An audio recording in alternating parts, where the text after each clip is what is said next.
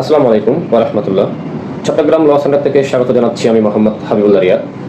আজকের আলোচনার বিষয় সুনির্দিষ্ট প্রতিকার আইন 1877।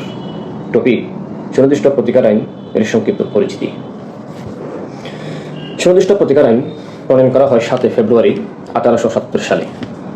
এই আইনটির খসড়া প্রণয়ন করেন হোয়াইটলি স্টোকস। এটি 1 নং আইন। সুনির্দিষ্ট প্রতিকার আইন একটি তত্ত্বগত কিংবা সাবস্টেন্টিভ ল। সুনির্দিষ্ট প্রতিকার আইন কার্যকর হয় 1 মে 1877 সালে।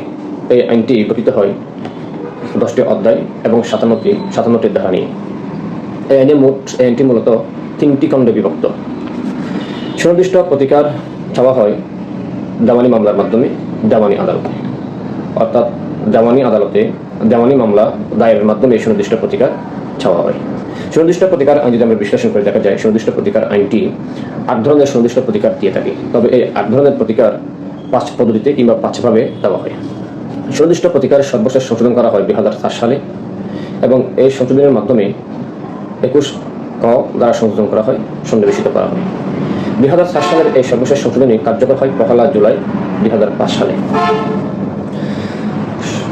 দেওয়ানি আদালত সুনির্দিষ্ট প্রতিকার যে মঞ্জুর করবেন সেটা তার বিবেচনামূলক ক্ষমতা প্রয়োগ করে। তবে সুনির্দিষ্ট প্রতিকার আইনের 8 এবং 9 ধারার ক্ষেত্রে, অর্থাৎ 2টি ক্ষেত্রে দেওয়ানি আদালত তার বিবেচনামূলক ক্ষমতা প্রয়োগ করতে পারেন না।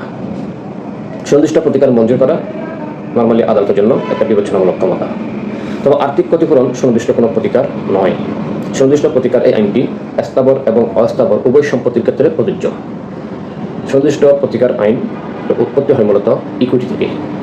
তাহলে আজকের আলোচনার জিস্ট হলো সুনির্দিষ্ট প্রতিকার আইন 1 মে 1877 সালে কার্যকর হয়।